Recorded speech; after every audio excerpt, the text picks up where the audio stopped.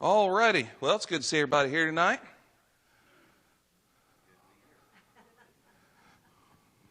Yeah, it is good to be here. Well, I want to take a few minutes and just do a little bit of review just so that we all kind of understand where we're at, because this is a very important process. Because if you jump into the later parts of this without having the foundational understandings of the first things, then you're going to end up working your way backwards anyway if you're going to be able to really get anywhere with effectiveness. So let's just for a minute take a moment. Let's just take a moment and figure out kind of where we're at. So what's the most important thing that we said acts as an umbrella over everything concerning this? Our approach. Okay, yes, because we're going to approach this with two very important things: truth and love. Can you have one without the other? Is that a good approach? I mean, truth, it's, you got to have truth, right? But you got to have love too, right? Let's just love them. Let's love them. Well, that kind of a thing. Well, you got to have both if we want to have an effective outcome in dealing with this issue. So they both hold extremely important place. So this is our approach based upon a couple of things. Scriptures, Ephesians 4:15, and one that kind of takes that phrase and fleshes it out a little bit more was 2 Timothy 2:24 through 26, where Paul is talking to Timothy and saying that the servant of the Lord must not quarrel, but be gentle to all, able to teach, patient in humility, correcting those who are in opposition to God. So that is our starting point. Now, from there, then we must establish a foundation from where we will build everything. And that foundation begins with this, with truth. So that truth that we said is what kind of truth? Because in our society today, there's two kinds of truth, even though one is an oxymoron. Absolute truth, another way of saying that is objective truth. It means it comes from a source outside of ourselves. So, 2 plus 2 is 4 no matter what, right? Is there anything you can do to make 2 plus 2 not equal 4? It's absolutely true, right? Mathematics is mathematics, whether you agree with it or not. And so we need to look at that's an objective truth that's outside of ourselves. And in fact, some say that mathematics is one of the highest forms of philosophy, and that it exists, even before creation, mathematics exists because it's something that exists, period. And so that is an objective truth. And so we must find an objective source of truth on this subject. Otherwise, everything else, it's just whatever majority says, or whoever has the most power, or it's to the individual. And we cannot go there with this because we have to have an objective source of truth. So how do we establish an objective source of truth and in relationship to authority on this subject? So from this objective source of truth, we must be looking for an objective source, but one that holds authority.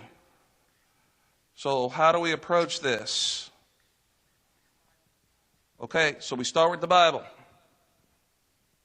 Is that what we said?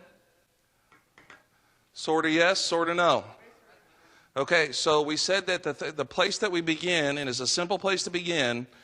You could, if you're very knowledgeable and you have all your facts together, you could establish the Word of God through an apologetic measures and the fact that it is the Word of God through doing many things. But there's a simpler tactic, and that is to establish the historicity of the resurrection of Jesus Christ. And if in fact the resurrection of Jesus Christ is true, then there's a lot of other things that fall underneath. So if we're going to establish Jesus as our authority, and we believe we can do that through the historical evidence, the historical Jesus, All the evidences and things that speak to Jesus as the risen Savior, the empty tomb, all that. Then that gives him the ultimate authority, right? So if he is the ultimate authority, just like Danny said in his communion meditation, then we can go from there and establish what? If he's the ultimate authority, that his word is true, okay? So Jesus, his own word is true.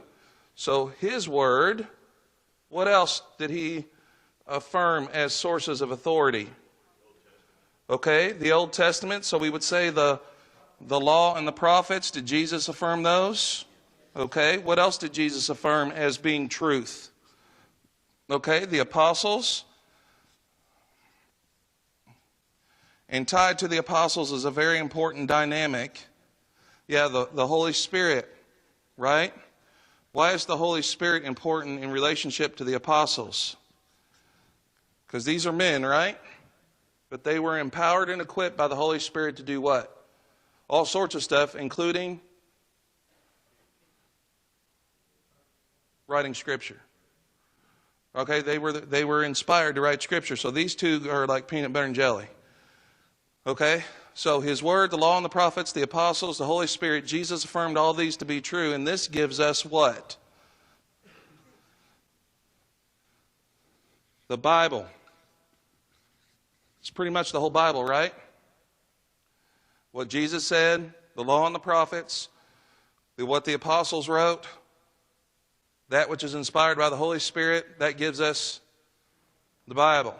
So now what is our final authority upon which we stand on this subject? The Bible. Okay? You see how we got there? That's a really good logical progression.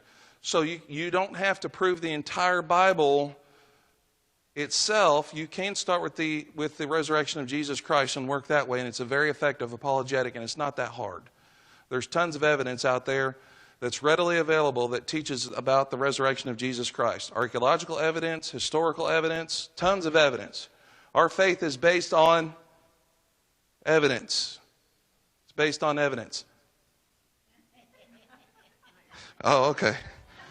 Well, that was for the website.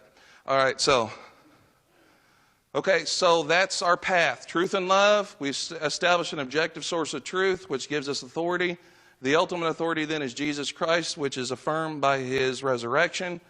And he has confirmed that his words, the law and the prophets, the apostles, the Holy Spirit, we end up with the Bible. Now, if that is the case then that gives us how much of the Bible? Pretty much gives us all of it, right? And so last week, having established our approach, truth and love, and we have established our ultimate authority on this subject, Jesus affirming the words of the Bible, now we have looked through the Bible, and we understand that it's all the Bible is authoritative. Well, how much of the Bible speaks on this subject? Percentage. When we talk about sections of the Bible, like the Old Testament, the New Testament, all that kind of stuff. So how much of the Bible addresses this? We talked about this last week. It's just in little pieces here and there, just little snapshots. How much would you say? Let's talk about it. Let's talk about it as far as time periods. We understand the Bible begins with a certain point in time, doesn't it? What would be that certain point in time that the Bible begins with? Yeah. Okay, so the Bible begins with creation. So we understand that's found in what part of the Bible?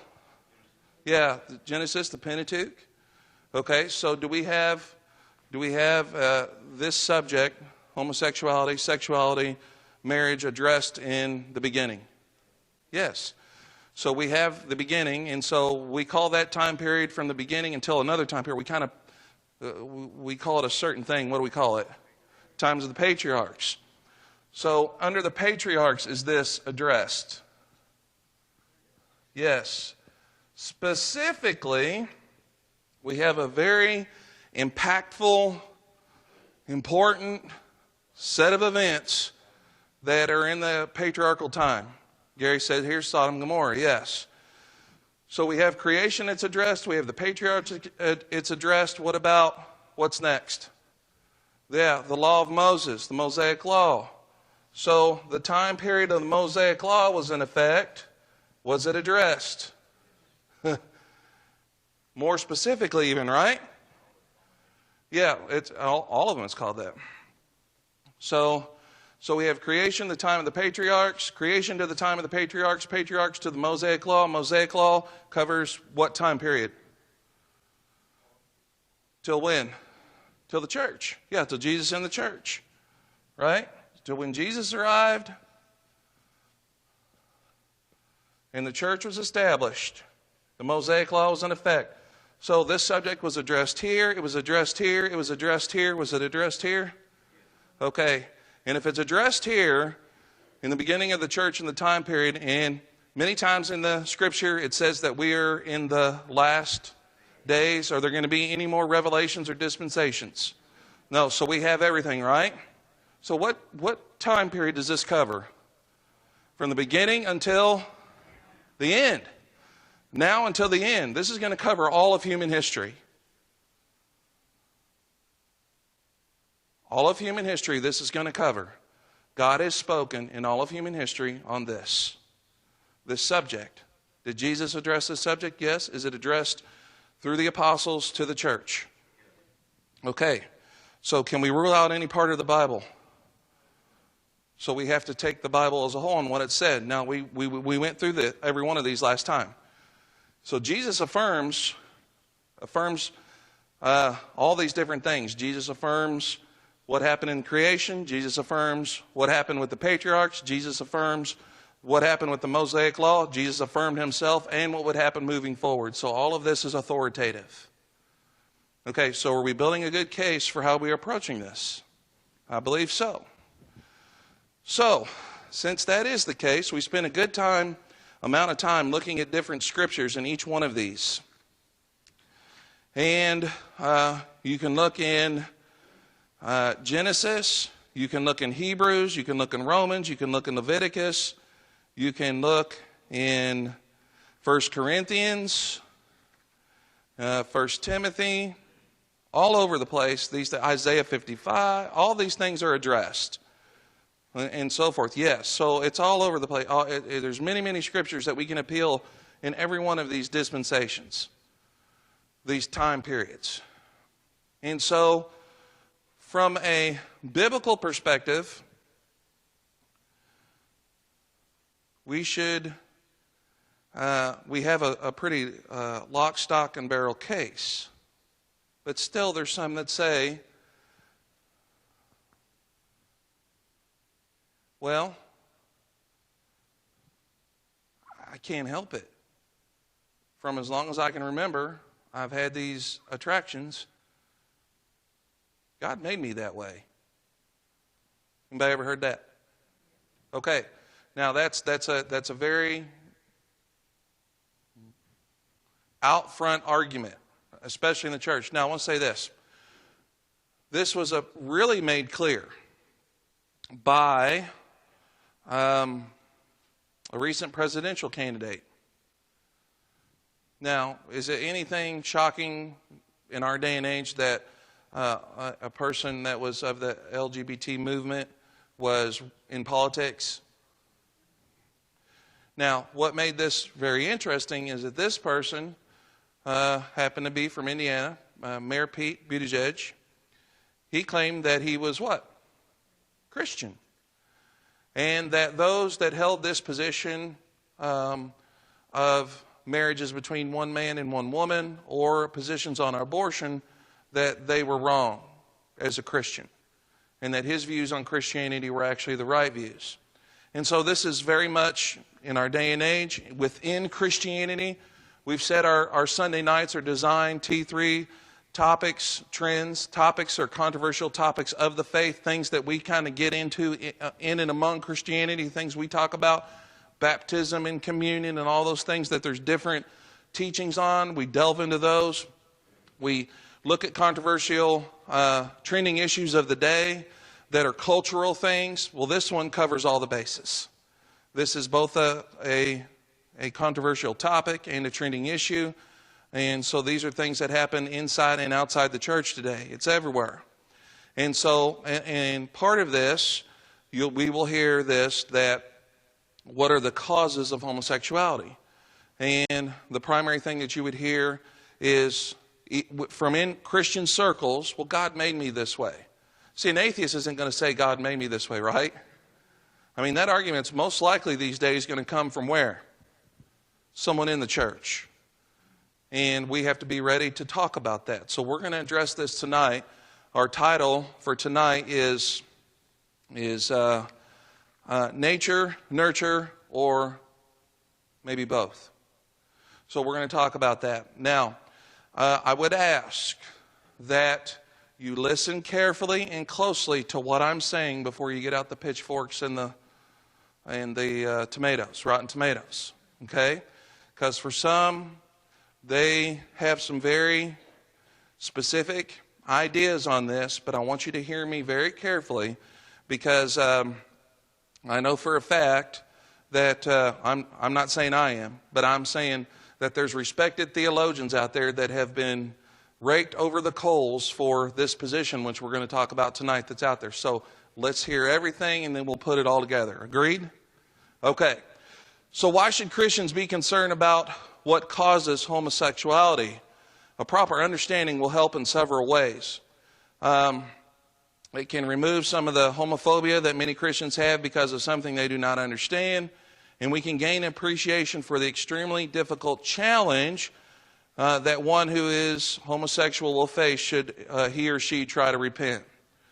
So this will in turn help us to have the compassion and long-suffering necessary if we will be able to help those who wish to repent of their homosexuality. Now, let's talk about, we're actually going to be looking at some different positions here. And from, like I said, theologians and apologists who I greatly respect, there's different positions. But I think in the very end, there's much agreement on what's truly important. You'll see where we're going here in just a minute. So, let's dig into this. So, the causes, we talk about nature or nurture. So, there's much controversy going on as to whether homosexuality is genetic or environmental in origin. Homosexuals are desperately looking for any evidence that would seem to confirm that they were born homosexuals. It should be easy to understand why, for if, quote, God made them that way, then it is not their fault they are homosexual, and it must not be a sin to act out their desires. So any research that might suggest a genetic origin is quickly offered as a defense. But the vested interest that homosexuals have often prevent them and more liberal-thinking heterosexuals from seeing the obvious. For example, recent studies done with, now you wouldn't think about this, but there's very interesting studies that have been done on identical twins that have been separated at birth. Separated at birth, and there's been studies about the identical twins who were separated at birth, and they've done genetic studies. Dr. Michael Bailey of Northwestern University examined 110 pairs of identical twins who had been separated at birth and raised in different environments. He found that if one was gay, there was a 52% chance the other was also. Now, both sides of born that way, not born that way, use this as positive for their argument. Ooh, that was deafening silence there. Yes, so it's interesting that different groups cite this study for, yes, born that way, not born that way.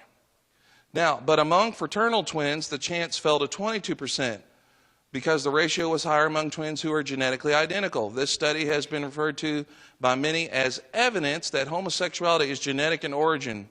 I even heard, you guys might remember this name from way back, Dr. Dean Adele, used to have a famous radio call-in doctor, appeal to this study in defense of homosexuality. Now, so let's talk about this. let's talk about this. I want to go ahead and start digging into a couple of the two positions that I think that really sum this up. So I have a book here. It's by a gentleman that I've studied a lot of his stuff. He's an excellent apologist. Many of you have been through some of his stuff with me. His name is Frank Turek. This book is called Correct, Not Politically Correct. And so this addresses all sorts of questions and things on the subject, and so I wanted to read some of this for you tonight. So the question here is this. It's kind of in a question and answer format, and we're going to talk about this because there's a slightly difference here between his position and another one which we're going to look at here shortly. So the question is this, multiple questions. Are people ever born with conditions that are not normal and sometimes harmful? Okay, is there any difference between sexual desires and sexual behavior? Should people act on every desire they have? Homosexuals are born as male and female, so why should they follow their desires but not the design of their bodies? Which we'll talk about that a little bit more as well. So, here we go. The answer to this. Some homosexuals insist that they have had homosexual desires as long as they can remember. Somehow this is supposed to prove that these desires are the result of nature, not nurture. But this argument ultimately fails to justify homosexual behavior or any behavior for that matter. First, now there's some interesting points here. First, notice that born that way is an argument from nature or design. Now let's think about this for a minute. Quote, since I was designed with these desires, I ought to act on them. Now think about how that works against the transgender movement.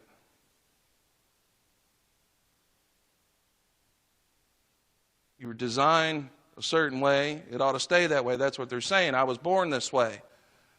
Since I was designed with these desires, I ought to act on. The people who say this normally presume that designer is God. But if you insist that God designed your desires, then you cannot deny He designed your body as well. Now this raises the question to homosexuals who make this argument, why are you following your desires but not your body? After all, we're not sure if God designed your desires, but we are certain that He designed your anatomy. Why not follow what you know is from God? Ignoring your desires can be uncomfortable, but ignoring the natural design of your body can be fatal. Now, we are not sure about genetic source for homosexual desires because after many years of intense research, a genetic component to homosexual desires has not been discovered. We know genetics cannot explain homosexual desires completely. If they did, we would expect identical twins to have the same desires, but twins do not. In fact, it's doubtful that genetics explains anything about homosexual desires. Now, here's an interesting couple of questions. How could a homosexual gene be passed on?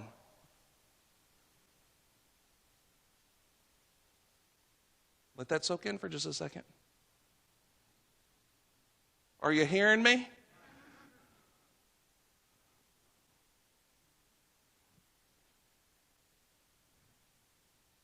Homosexuals don't pass on anything because they don't reproduce. Instead of nature, one's nurture, a person's childhood and environment appears to have a more identifiable impact on homosexual desires. Several studies have shown that male homosexuals are more likely to come from families with a dominant mother and weak or distant father. Homosexuals are more likely to have been sexually abused as children. While the nature versus nurture debate will continue, it's probably impossible to identify all the factors that go into a person's desires, sexual or otherwise. Now, I'm going to stop there because his argument takes a turn here, and I want to switch over here to another perspective. And this is going to kind of start with the answers before it gets to questions. And this is, you guys know, I study a lot of Dr. Cottrell's stuff, and he, in fact, within the Restoration movement, has been roundly criticized for his position on this. But I want you to hear it out before we get going here, or before we all make a determination on, let's think it all the way through. So he writes, sin brought a curse upon the physical world. Specified in Genesis chapter 3. It says, pain in childbirth, toil and labor for a living, and physical death.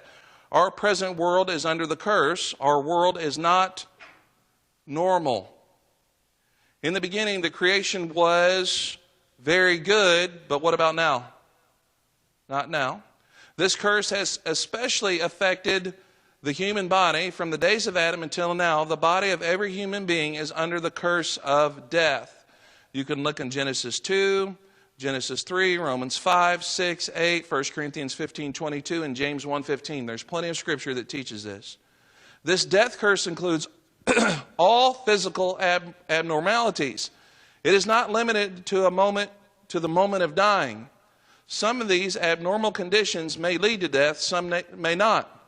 The latter may just subject our bodies to a lot of suffering without inflicting death itself, but they are all part of the general curse on this world. Included here are all kinds, or are diseases of all kinds: cancer, polio, glaucoma, hepatitis, Alzheimer's, pneumonia, leprosy, infections of all kinds. Also included are the abnormalities many are born with, which we call birth defects. Down syndrome, cystic fibrosis, spina bifida, cleft palate, sickle cell anemia. In the U.S., 1 in every 33 births involves some kind of congenital problem. 1 in 33.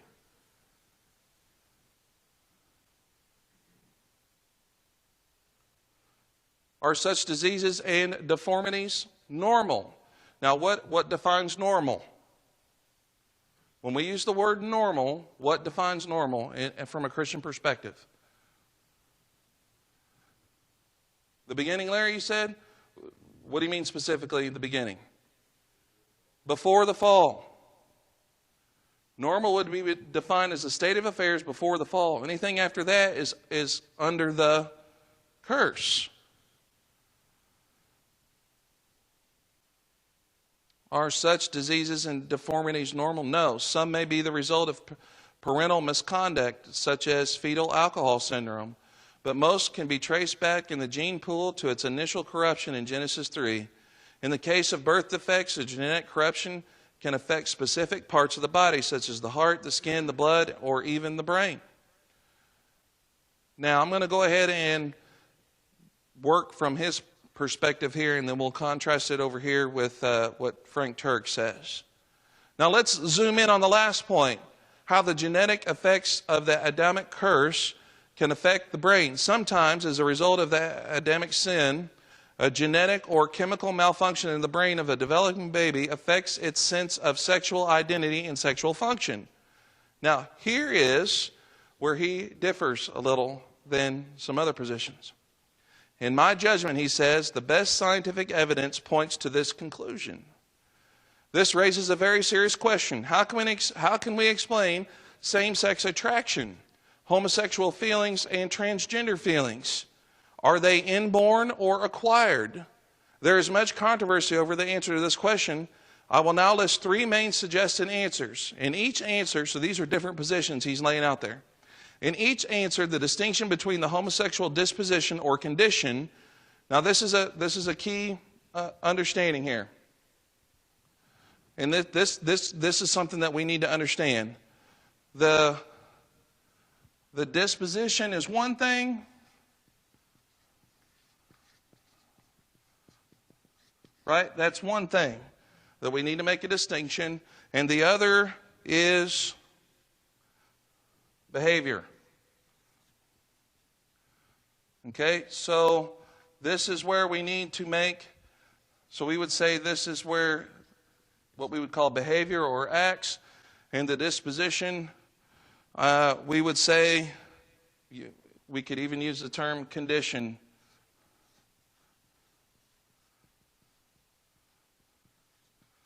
Okay? We have to make a distinction here.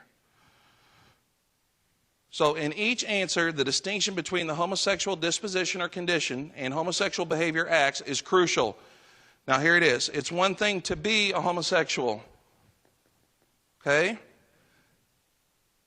It's another thing to do homosexual things. That's a key thing we need to come to understand. The first answer to this question The homosexual disposition is inborn and thus natural. That's one position. And thus homosexual behavior is itself completely natural and quite moral. This is the claim of the secular gay community, and this is its basis for the legitimacy of gay marriage. Quote, they would say, this is the way I was born, so this is what is natural for me, end quote. Or as some put a religious spin on it, this is the way God made me, so this is the way He wants me to live. Now, this answer as a whole is quite contrary to the Bible. Now, we've already laid that all out, right? Now, let's think about this logically before we get here any further. Is God a God of order? Is God a God of righteousness? And justice? Okay. Would it be just and right and be orderly for God to make someone in a certain way that was specifically going to cause them to sin against Him? You hear what I'm saying? So He says, this is wrong throughout the entire Bible, but I'm going to design you in such a way that you have no choice but to do this thing, and therefore I'm going to punish you for it. Is that just? You have to understand, that's why you have to get rid of a lot of things if you're going to hold this position. That does not make logical, that doesn't follow logically for where we understand God and His nature. So, the first answer would be to say that this is the way God made me, so this is the way He wants me to live. That's not in concert with anything that we read and studied last week, is it? Now, the second answer to this question of the origin of same-sex attraction, the homosexual, is this. The homosexual disposition is acquired by choice and is thus itself sinful, and homosexual behavior is obviously, therefore, unnatural and sinful. There's many, many people in Christianity today say it is purely 100% choice. And I would venture to say that there's a good portion of individuals here tonight that would agree with that statement. This is the way many Christians have viewed it, and many still do.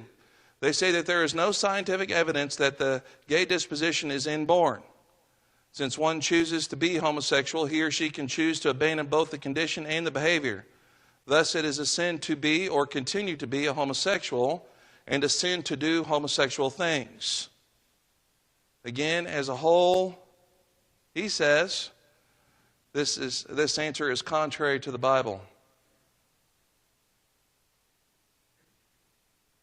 I said, keep your pitchforks and tomatoes.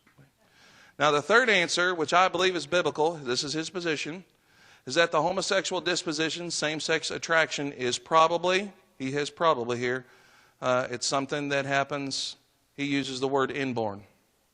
But like any other birth defect, it is unnatural but not sinful. On the other hand, homosexual behavior is both unnatural and sinful. Remember, it is very important to distinguish the homosexual disposition from homosexual behavior. Now, think this through, chew on it for a second. It is unnatural but not sinful. Now, let's take something else. Is this the only thing, just the only type of sin that people are involved in? So we could take something like, or anger. Okay, how about we take something like alcoholism? Envy?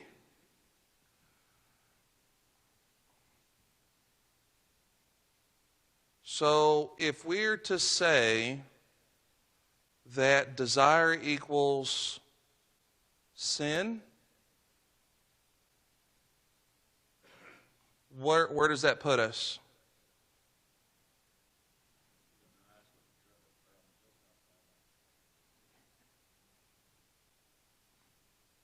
Are we saying that wrong, sinful desires, those desires, equal sin? What are your thoughts? Come on, let's talk about this. I've been talking a lot. I want to chew on this. Are sinful desires sin? No, temptation isn't a sin. Giving into the desires. You mean acting?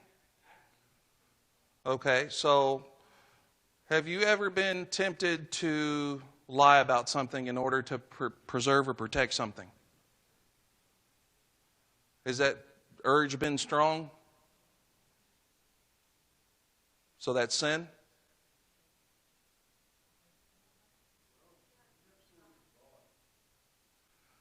We have sins of thought. Okay, so this is where this is tough. This is an interesting subject that we need to talk about. When sins of thought, that's an interesting subject. Danielle, you had your hand up?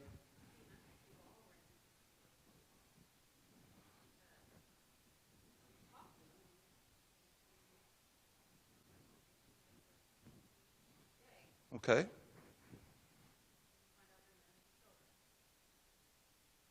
Okay.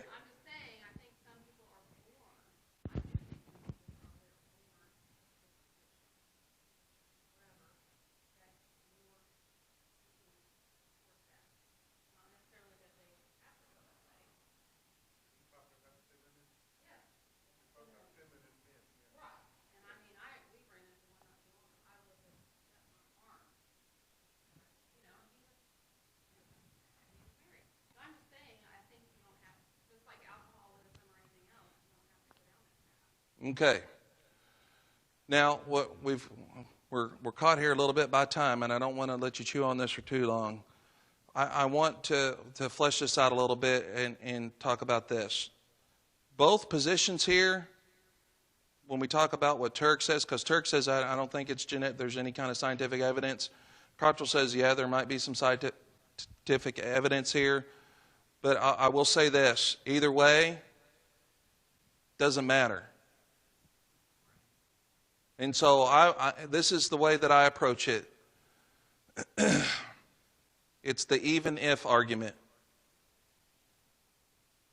Even if science could conclusively prove that there's some sort of genetic link, that every person that has this genetic marker, that this is that this equals this disposition and desires, it doesn't matter. Doesn't matter. Because it's a result of the fall, not the original design. We can say that it's not natural. We use the word natural and unnatural. Natural means the way things were in the original state prior to the curse and the fall. And so, therefore, those desires don't equal permission to do so, even if you've had them from the very first thought you ever had as a child, whatever sexual attraction you had as a young person. Whatever that first thing was, it doesn't matter. We cannot say that God is involved in condoning or designing it in such a way that it allows for the behavior. You can have the desires, you can have the disposition, and not be guilty of that sin. Go ahead.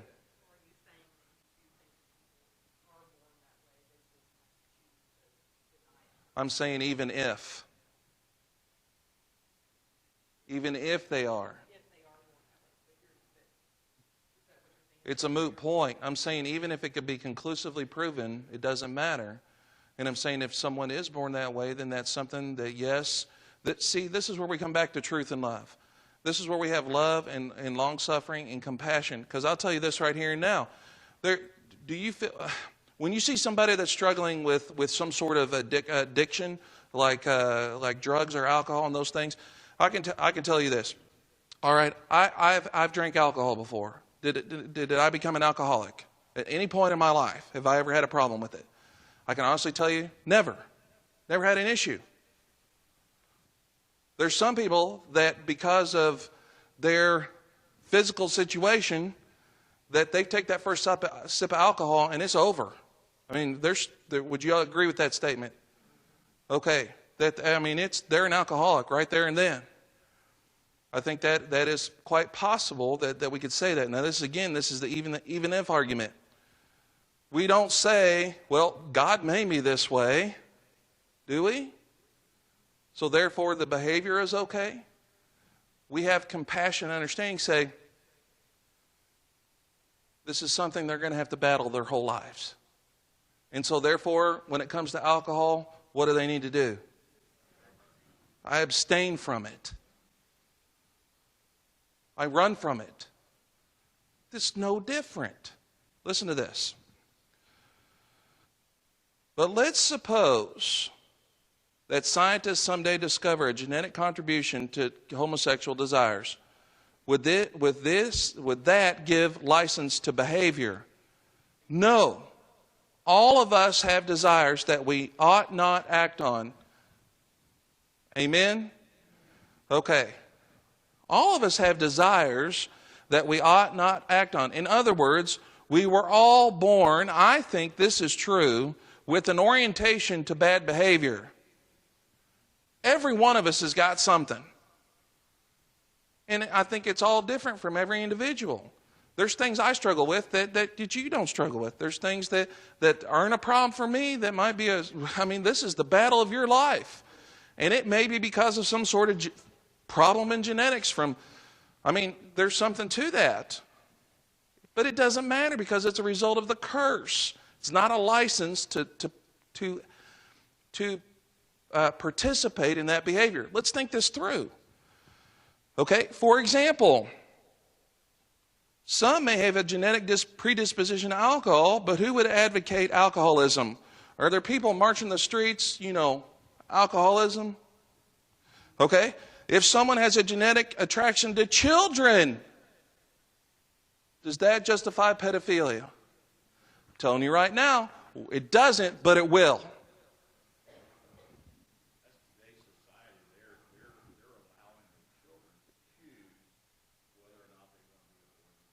Right. Yes.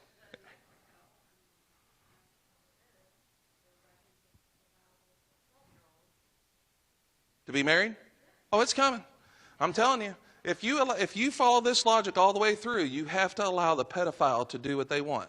Because all they have to do is say, this is what makes me happy, these are my desires, this is what I was born with. Anybody here willing to allow this? There are a few things that I'm pretty sure that I would be in a long trial if I ever caught somebody hurting a young person that way. There's few things that infuriate and anger me more than that. But here's the thing. It doesn't mean that it's okay. If someone has a genetic attraction to children, does that justify pedophilia? What homosexual activist would say that a genetic predisposition to violence, Larry, you were saying, justifies gay bashing? You think about that. If I have a genetic predisposition to anger and violence, and I don't agree with you, then logically, you have to be okay with me physically harming you. Who's marching the streets for that? You see the logic of this as it's all carried out?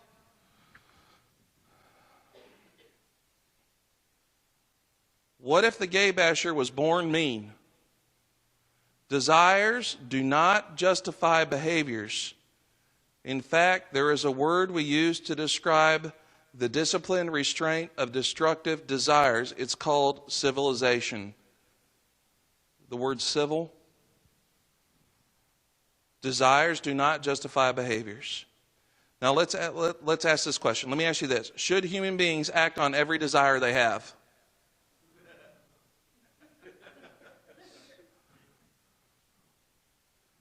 What would this world look like if we all just acted on all our desires? No, there would be no civilization. It would be, that's just it. Whatever it is that we struggle with, that we know that is sinful, and it's been sinful since when? The beginning. Remember we talked about this? It's been sinful since the beginning. If we all act upon those things, then there would be no civilization. For any civilization to survive, quite a lot of restraint is necessary. I'll be honest with you. When I'm driving on the road, if if I ever lose it, it's going to be because of road rage. I tell you, people that disrespect the law and put my family in danger when I'm trying to obey the law, that makes me mad. Whoo! Kelly's like, why are you yelling at them? They can't hear you. And then the best thing ever is when you get to sit at the same stoplight with them. I do it every time. Oh, yeah. I ain't gonna lie, I have been really happy. Once or twice I've seen that happen. And I've actually said before, I hope that they get pulled over. Now, here's the thing. For any civilization to survive, quite a lot of restraint is necessary. Unfortunately, homosexual activists will have none of this.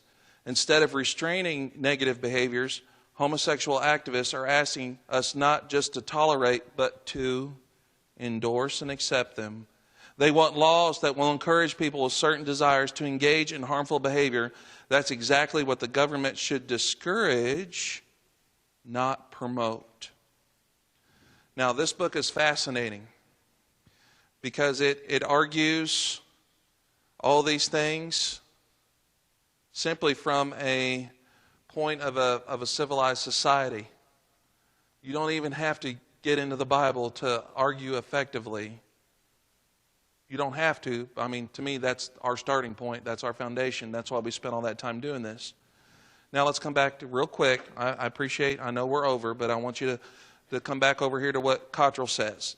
We end up in the same place. The bottom line is that even though the homosexual disposition may indeed be inborn or genetic, this is the result of the death curse placed on the physical world in Genesis 3. Thus, being inborn does not make same-sex attraction normal or natural. It was not part of the world as created, but is part of the world as corrupted. It does not excuse or justify homosexual behavior. At the same time, even though such an inborn condition is not normal, if indeed it is inborn, the homosexual person is not morally to blame for having the disposition. A person is not a sinner because he or she has been born. Right? Has been born, as I believe is usually the case with same-sex attraction. No matter what one believes on the origin of the homosexual disposition, though, we must recognize that the Bible condemns homosexual behavior, including lust, or homosexual acts, or homosexual lifestyle, including gay marriage, as contrary to nature, and contrary to God's will. It is sin. The key texts are as follows, and we listed all these in last week's lesson. Now, this is where we're heading next week, and this is where he heads in this, and this is where we're heading in our study. This leaves us with another serious question. What can a person do who is homosexual? What can a person who is homosexual do? Who wants to live a life that pleases God and leads to heaven? What kind of message does the church have for homosexuals? What do we have to offer, hate or hope? And that is where we're headed with this, is in this Christian perspective. We're now going to look at what the Bible says about overcoming and healing next week. So, even if it could be substantially proven that there's a genetic aspect to it, it does not justify the behavior. And we have good logical reasons to substantiate that line of reasoning, according to other desires. Okay? Any questions or comments? Anybody have anything? Go ahead. We have so many young girls that are being coached by lesbian coaches that I know Southwestern had we had a run on girls that have turned out that way because of, it's really scary. The culture we live in all aspects is very difficult, and again, let's turn this. If we have compassion and love for those individuals, realizing that they are in the midst of a society and a world that says, do it, do it, do it, do it, do it, do it, do it. Please do it. We want you to do it. We promote it. We'll lift you up and put you in parades if you do it. You see what I'm saying? Everything in the world is pushing people in that way. In our world, in Western society, I could see why it would be so hard to deny those desires when everything is saying go for it. So that's where the love and compassion comes in. But we cannot water down. We cannot compromise the truth in any way when we're approaching this. We have to have 100% truth, 100% love. We have to have both. All right, any other comments?